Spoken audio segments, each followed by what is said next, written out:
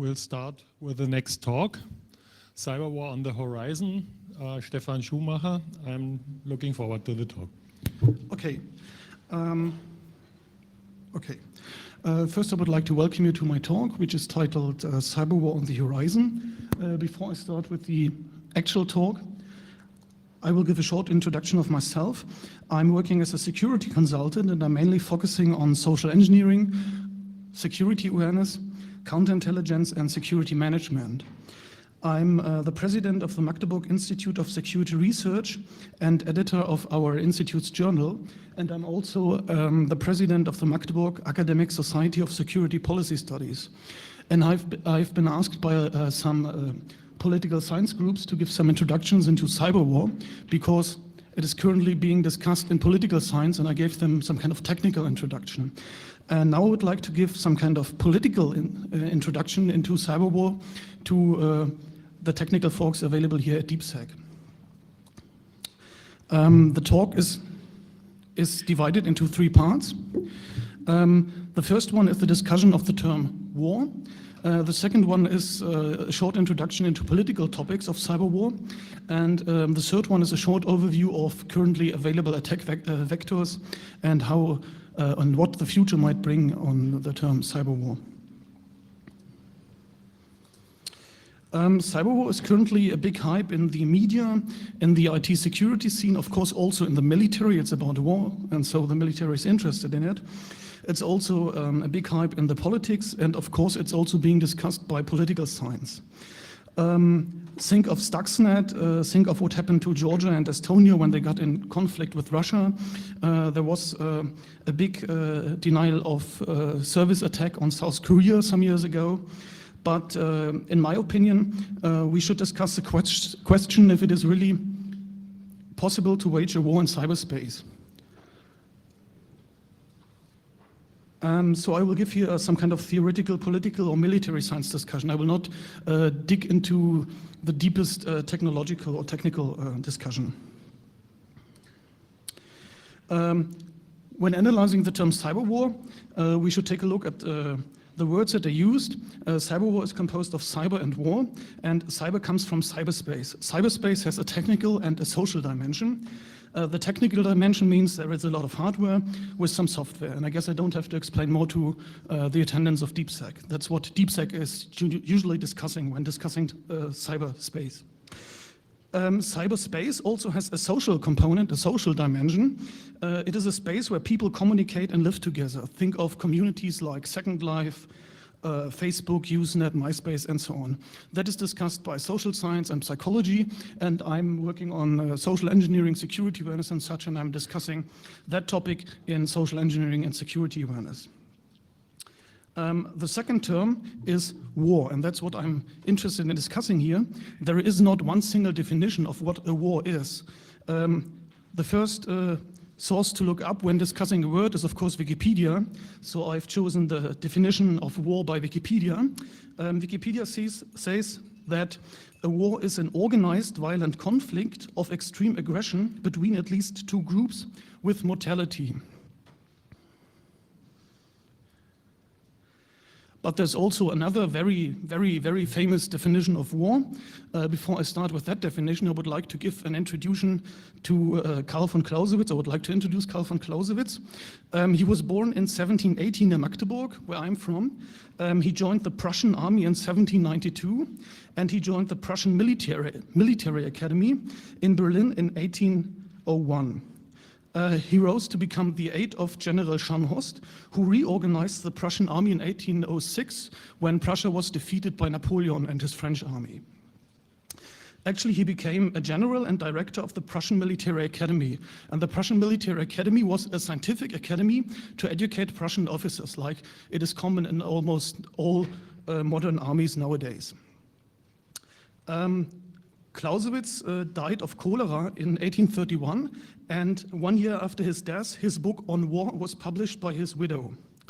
On War is a book that discusses a theoretical dialectical, On War is a book of a dialectical theoretical discussion of war. So he's the first one who made a scientific analysis of what a war is. He laid a focus on strategy, tactics, and he also coined the term fog of war, which is used nowadays through all kind of information warfare and even is used by computer games as Warcraft and so on. So his book on war is the book on war, the one single Bible on the term war. Karl von Clausewitz defined war or explained that war is nothing but a duel on an extensive scale. He said, war, therefore, is an act of violence intended to compel our opponent to fulfill our will. This is the essence of war to Clausewitz. He also said war is a mere continuation of policy by other means. It has no purpose by itself. That means that war is nothing that is done just to have a war, but war also follows a higher aim. War is some kind of political instrument. It is embedded into a political strategy, and that's important, also important when discussing cyber war. The objectives of war to a military leader or to politics are to either achieve limited aims or to disarm an opponent and render him politically helpless or military impotent. That means war is there to suppress or press your will onto your opponent. He also laid a big focus on strategy and tactics. Since I'm using these terms also in my talk, I would like to introduce them. Tactics is the theory of the use of military forces in combat. Strategy is the theory of the use of combats for the object of the war. So winning a single battle is a question of tactics, but winning a war is a question of strategy. Occupying a country and building a new nation is also strategy. For example, there is a big discussion currently going on what strategy stands behind the invasion in Afghanistan and Iraq, because the political leaders don't have any strategy for occupying the country and building a new nation.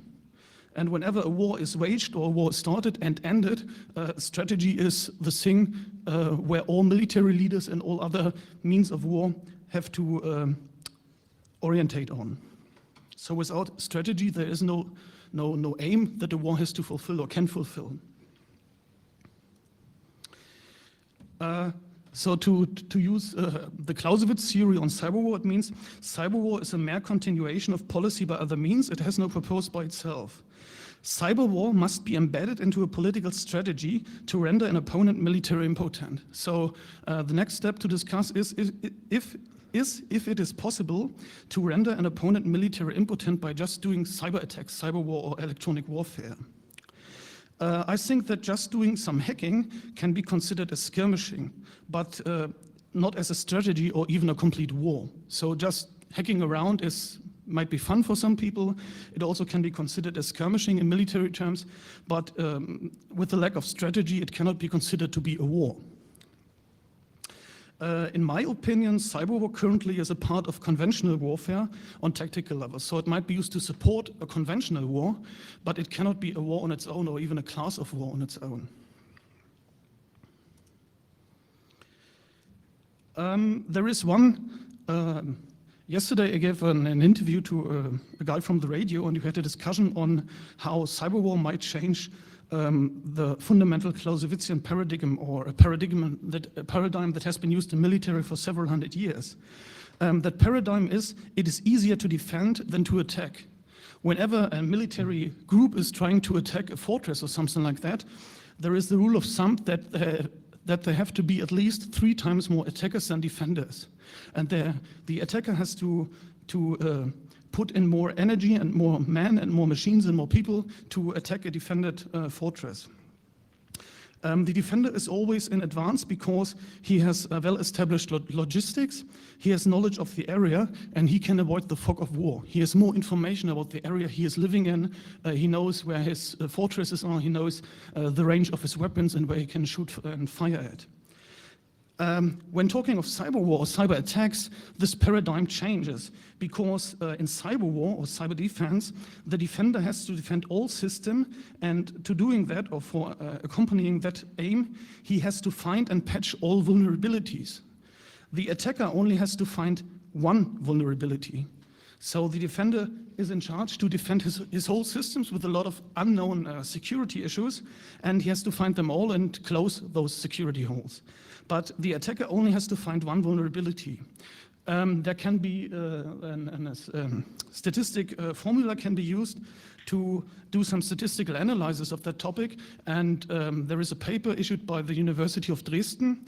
They have done that. They've created a mathematical formula on where you can calculate how many defenders you will need to defend the system and how many attacker it will require to find one security hole to take over the system.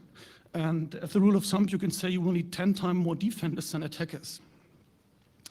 So I said once in a discussion that a 14-year-old Pakistani script kiddie might be able to shut down the United States Air Force and start a cyber war. That's what might be happening in the future.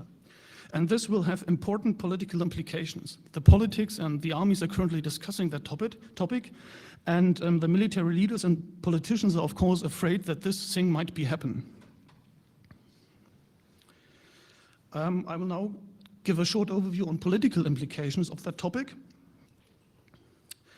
When discussing war and warfare, the public international law applies. Unfortunately, there is no international treaty available that establishes a legal definition for an act of cyber aggression.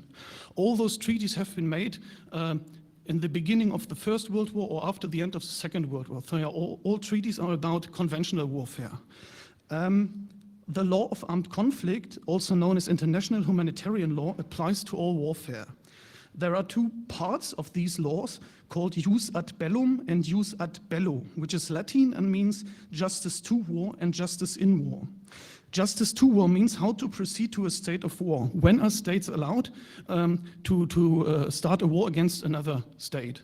Actually, in all these treaties, the term war is never used, and therefore, for example, in the United Nations Charter, no wars apply or no wars happen or take place. They only use the word of armed conflict. So this jus ad bellum has to discuss when you are allowed or when a country is allowed to defend against cyber aggression, and to get such a law, it is also possible, or it is also required to get a definition of what a cyber aggression is. And the second point of that law, law of armed conflict, is justice in war. These are the rules of how to conduct a war. The most known laws of justice in war are, for example, the Geneva Convention or the law of the Red Cross, for example, that medics carrying a Red Cross shall not be attacked. And this law has also to be extended to cyber war and the cyberspace. So, for example, the Geneva Convention might also be used or applied to the computer systems of a hospital. So, one party or one country that is attacking another country shall not be allowed to attack hospital computer systems and such. Actually, as with each and every law, laws have to be interpreted. And of course, there are different interpretations of the current law of armed conflict. The currently generally accepted interpretations say that cyber attacks are not an act of war, and therefore a country is not allowed to react with a conventional warfare. So if one country attacks another country with a cyber attack, the attacked country is not allowed to start its air force and bomb down the capital of the aggressor. And there's also another point that has to be met. To be an act of war, cyber attacks have to be conducted by governmental organizations, or at least have to be supported by them. If there is no governmental organization involved in the attack, it cannot be an act of war, even if the attacked country is completely shut down. So if private persons or maybe organized crime or the mafia, yakuza or something else is attacking another country, this can never ever be an act of war, even if the attacked country is completely shut down. This is only an act of criminal, and this can only be punished by criminal, by law enforcement communities, by police, and not by armies.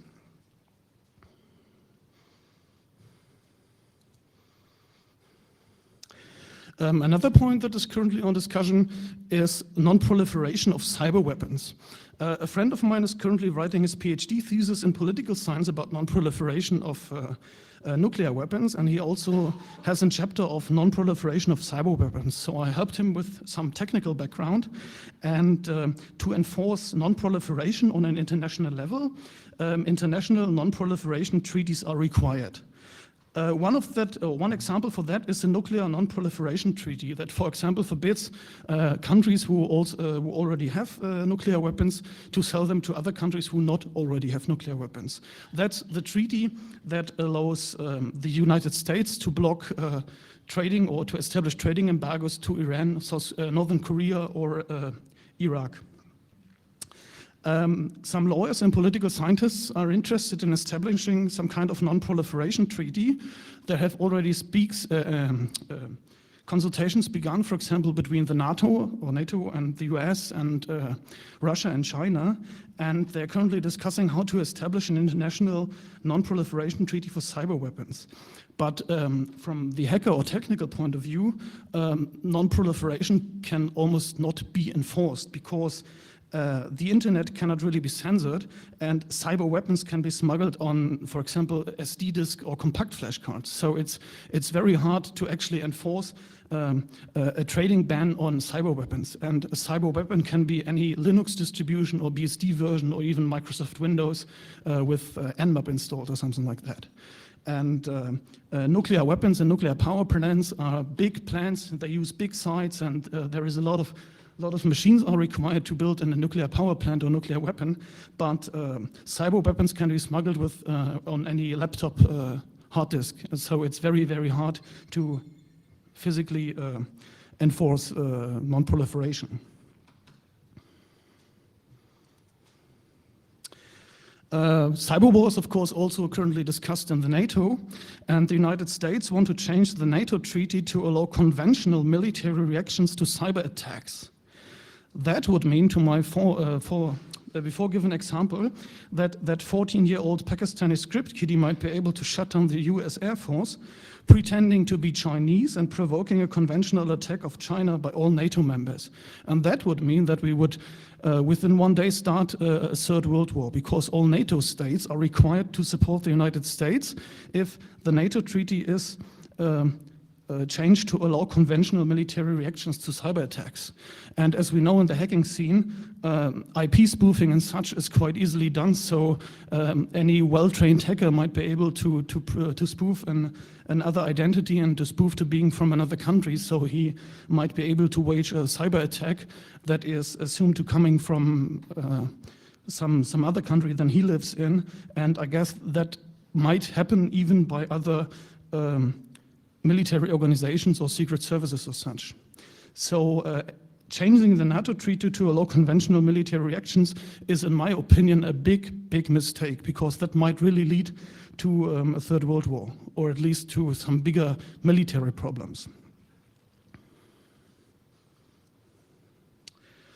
There is another talk on DeepSec on cyberwar versus cybercrime. I've also taken one slide on cybercrime because legal definitions of cyberwar and cybercrime have to be made. In my opinion, cybercrime is currently more dangerous than cyberwar. All discussions about cyberwar are more or less on a theoretical level and not on a practical, because there is currently no possibility to, or it is not possible to wage a cyberwar in real life. An international, as with a cyber war, an international cybercrime convention is required. There are international crime conventions established like Interpol and Europol and such, and there is also an international anti-cybercrime agency required that is allowed to act in cases of cybercrime, because usually military powers or military forces are not allowed to react to cybercrime or crime at all. And that's a point where the lawyers have to create and establish treaties that bring the countries and their discussions together. Yeah. The third part of the talk will give an overview of attack vectors, and I will take a more political analysis of, for example, Stuxnet. Yeah, I guess Stuxnet is known to anyone here in DeepSec. It's a worm that has been created by some very good programmers to possibly attack the Iranian nuclear program. There has been an analysis of Stuxnet, a technical analysis of Stuxnet made by Symantec. It's available online as a PDF file, and the analysts said that Stuxnet was really expensive. It costs several $100,000 or million up to $1 million, and they required several good programmers and the management. So Stuxnet has not been programmed by a 14-year-old script kiddie, but it has been made by a well-organized group, probably a military group or a secret service or something like that, intelligence agency. The developers of Stuxnet required a testbed, including industrial computers and control devices, which are very expensive and cannot be bought in a supermarket. They have to be bought from big industrial firms and companies. Additionally, the Stuxnet developer used multiple zero-day exploits, which are expensive to find or even more expensive to buy. There is a lot of cybercrime going on, and some hacker groups are selling exploits to anyone who is interested in them and willing to pay for them. And the analysts say that the guys who created Stuxnet possibly bought several zero-day exploits with exclusive rights. And this is very expensive. It costs several $1 million to buy such a zero-day exploit, especially for very specialized industrial control computers, which are not that common. Additionally, Stuxnet used multiple intrusion vectors, including USB sticks, on very sensitive areas like nuclear research plants. It has been confirmed in the media that the nuclear power plant in Bushehr in Iran has been infected by Stuxnet. And that means that some kind of James Bond agent invaded or intruded the Bushehr power plant and dropped some USB sticks there, or transferred Stuxnet to the control computers there, because all those control computers are not connected to the internet. So they had to use another intrusion vector. And all these analyzers came to the conclusion that this is not the work of some hacking group or some amateurs, but of professional, well-organized group, possibly military or intelligence agencies. So this one put the discussion on cyberwar, Stuxnet put the discussion on cyberwar on a technical new level and also on a political new level.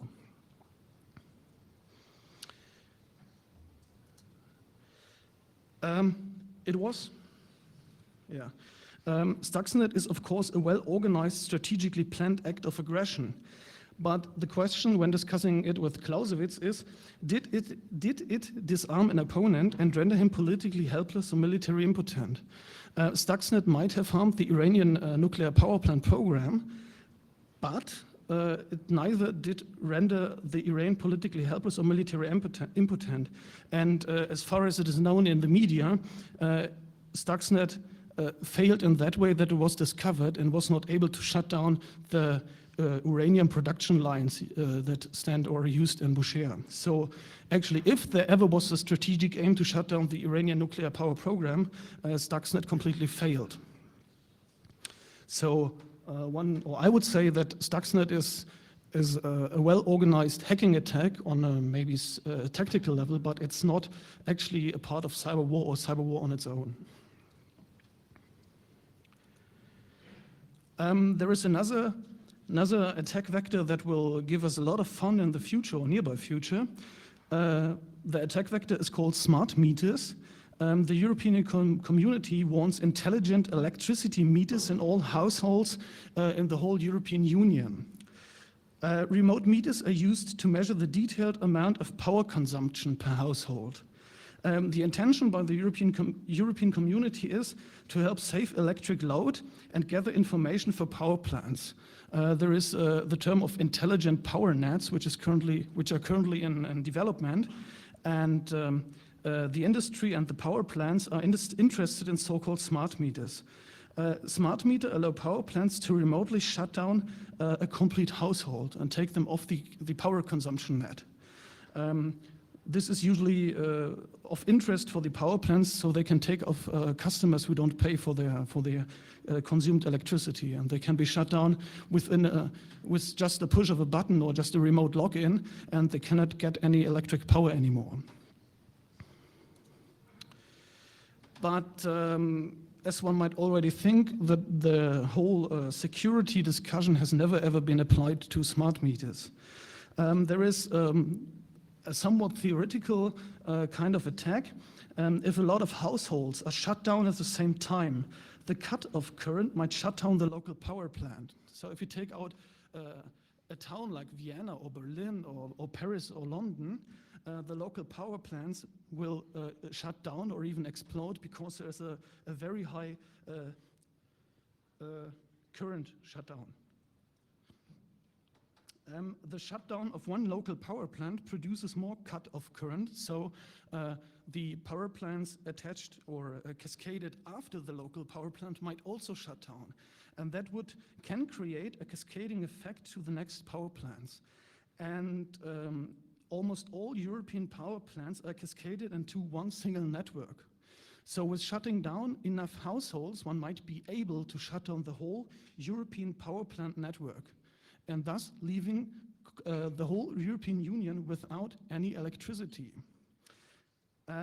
Another interesting point for the strategist or political scientist is the backup systems rely on natural gas. And almost all parts of the European Union rely on natural gas that is supplied by one single country, Russia. So one might think of a cyber war in the future or an attack in the future where one country shuts down the whole electricity in Europe and then simply cuts down the natural gas supply. And if this is done during winter, maybe on Christmas, we will have a big problem in Europe. North Italy was shut down by an accident and a cascading effect some years ago. It was not a cyber war attack, there no smart meters were involved in that scene, but there was an accident in a power plant and that created a cascading effect, so several other power plants were shut down, and the European power network had to cut off North Italy from its lines. So they also used some kind of demilitarized zone and firewalls in the power plants and the power network, and they had to cut off North Italy and leave it without electricity for some hours or even a day. So this already happened. And some years ago, there was a big power failure in the US where several power plants were also shut down. But that was also not done by smart meters and Cyberwar, but still it was applied to old technology and other problems in the US power network. I had a discussion with some guys from the Vienna Technical University, which are just analyzing smart meters, and currently there's absolutely no IT security involved in the process.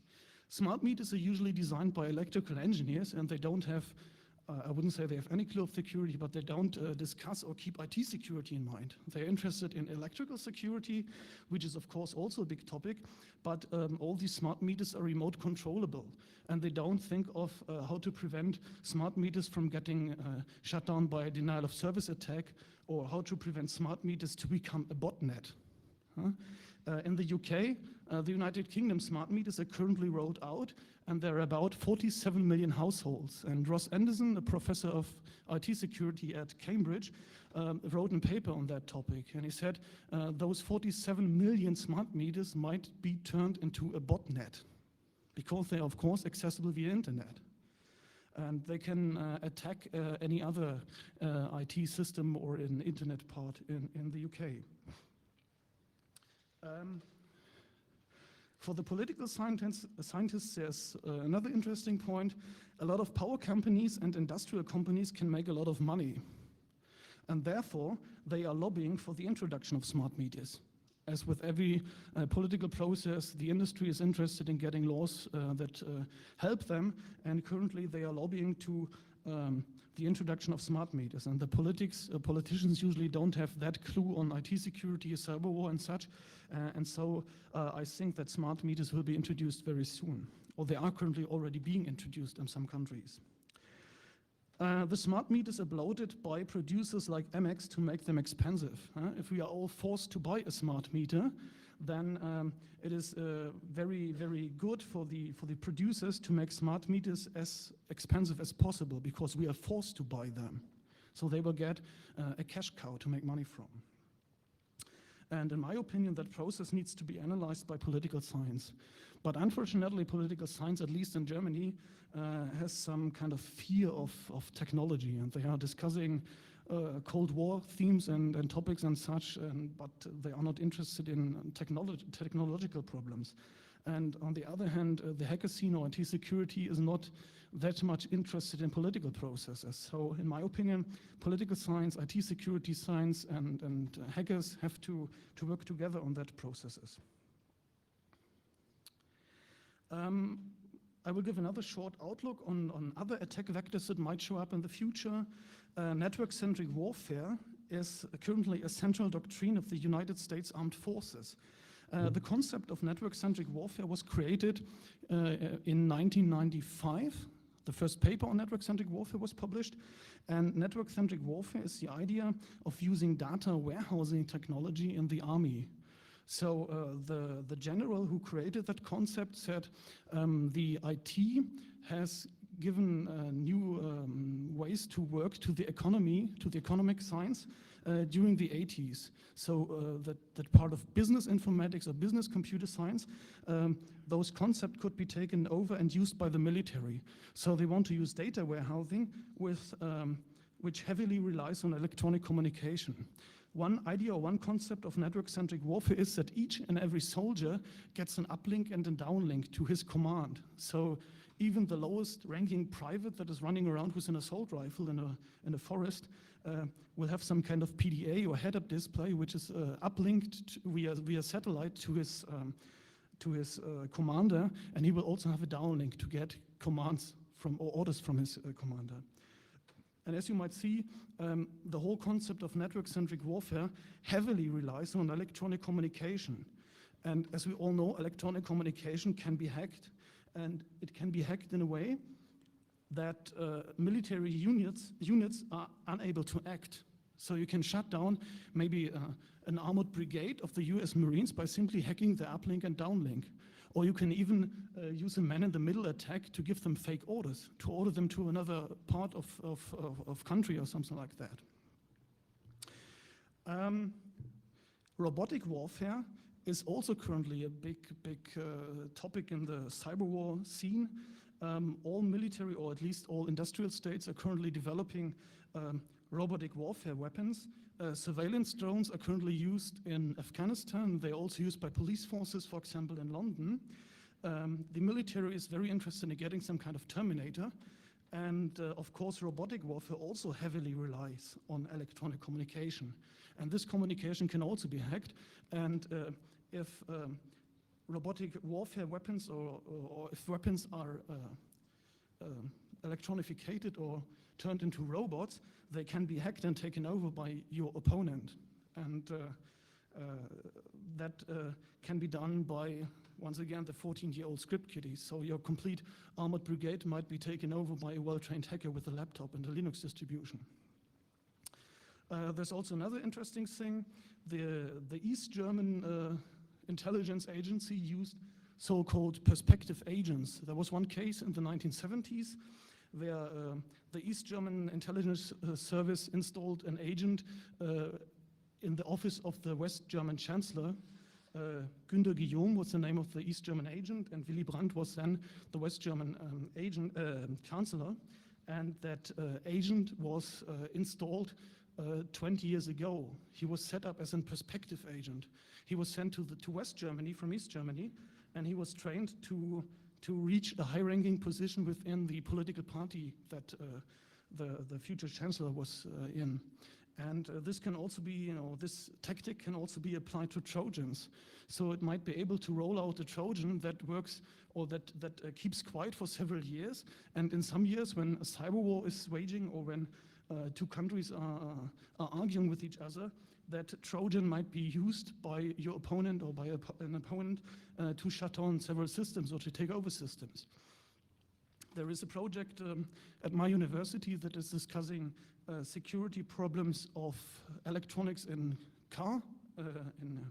automobiles, and they are currently using so much computers and so much electronics in cars that you can actually hack them and manipulate them.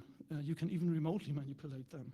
So you could now start to maybe hack a big car manufacturer like Toyota, Volkswagen, Mercedes, or something else. And whenever it comes to a war, you could use a big red button to shut down all cars used by your opponent because they have an undiscovered Trojan on their electronic system. So there might be very interesting new toys for all hackers and for the military. So to sum it up, this is my last slide. The term cyber war is, in my opinion, a little bit exaggerated. We currently don't have the possibility to wage a cyber war because it is currently not possible to render an opponent military impotent. But we are working towards a society that relies more and more on IT, electronics, and such. And we have absolutely no international strategy on IT security. So this discussion has to be led further by political science, politicians, by IT security folks. We have to find an international strategy on IT security. And we also have to bring IT security to organizations and engineers that are currently not using or discussing IT security, like the electrical engineers designing power meters and smart meters. We are currently in some kind of experimental phase, like the Air Force or the airplanes have been before the First World War. There are several quotes from generals from France, Germany, and England that said we have absolutely no use for airplanes when the First World War started. And just 20 years later, the Second World War was completely decided by the air forces of the nations. And the same happened, at least in Germany, in the Second World War with the armored warfare, the Panzertruppe. The general Erwin Rommel, also known as the Desert Fox, created a completely new tactics of how to use a panzer or tanks. And he overran France in just 6 weeks. And we are currently in exactly that phase where people are experimenting with the new weapons. And one day there might be that Rommel or someone else who brings a complete new use to IT technology. And therefore, he might change warfare as we currently know it. So my advice is you should have a look at Clausewitz. Clausewitz gives also a lot of good hints on strategy and tactics that are useful if you're into IT security, because most IT security mechanisms or awareness campaigns and such don't have any strategy at all. Another book I suggest to be read by anyone, Josef Weizenbaum. He just published one book. I currently don't know the English title, but it's about the power of computers we attribute to them. And there is another very interesting man, Martin van Crefeld. He is a professor of military science at the University of, if I remember correctly, Tel Aviv. He's living in Israel, and he is currently also discussing how cyberwar might change all the Clausewitzian science of war, or how cyberwar should be discussed in a scientific way. Clausewitz's book on war is available via Project Gutenberg in German and also in English, so you can find it online as a PDF or text, since it has no copyright on it because it's too old for that. So I'm finished now. I would also like to introduce that I'm a substitute speaker for the night talk. I will give a talk on security awareness, which is a completely different topic. So I will talk about the psychology of security in organizations. And I would like to finish my talk now, and we still have some time left for questions. We have some time for questions. First, let me thank you.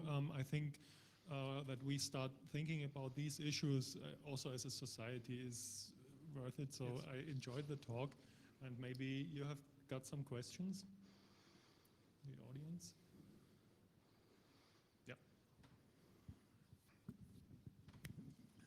My question is, how far do you think that cyber war could be going on right now as a part of the economic war? Think espionage, think economic espionage, think that kind of stuff.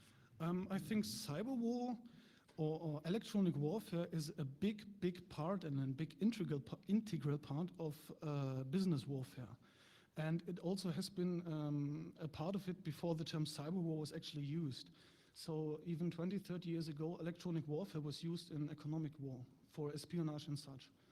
There have been, for example, biddings being interrupted on international projects, and There have been cases where electronic warfare has been used to weaken the economy of a country or to do espionage against a company.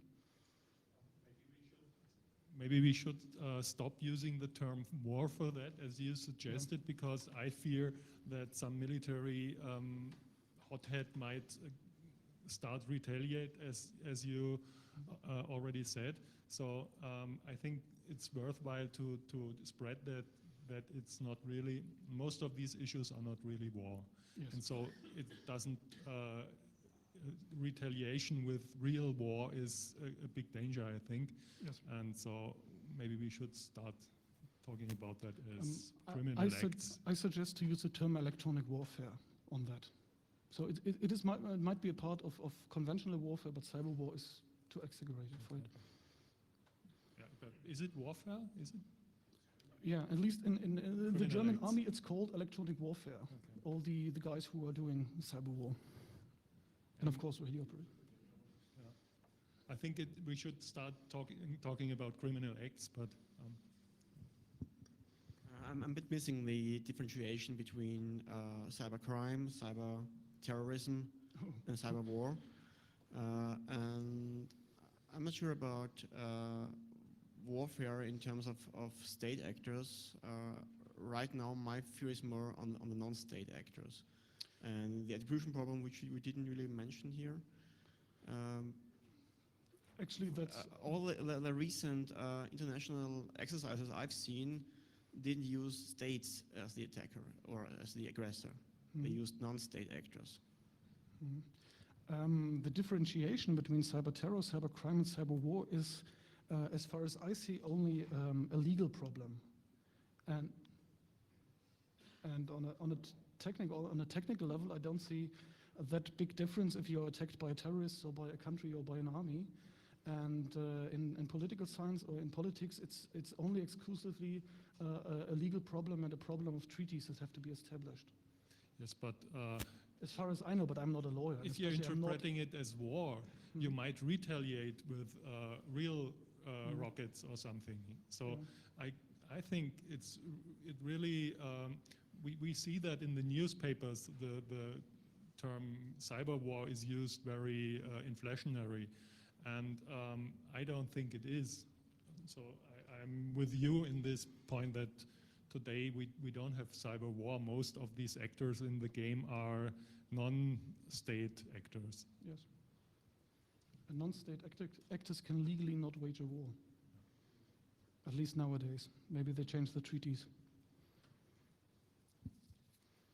One question to your example of smart meters. I did not catch why this should be a new threat, because in the end you could switch off parts of the electric network now by hacking the right big switch in the network. Why should I do the hard work and shut down a lot of households when I can shut down all of them at once now and not in the future? It might be a new attack vector because it depends on how many different smart meters are rolled out.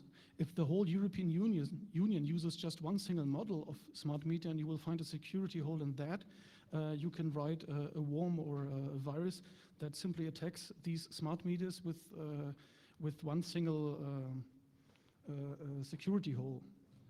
So it might be easier to shut down smart meters than to hack into power plants, but that has to be seen in reality when they are installed and rolled out.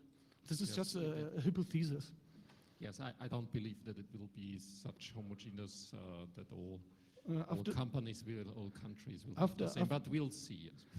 After the discussions I had with the guys from the technical university, and after I got to know which companies are involved in the smart meters, I think there might be big security problems with them, but that has to be checked once they are rolled out.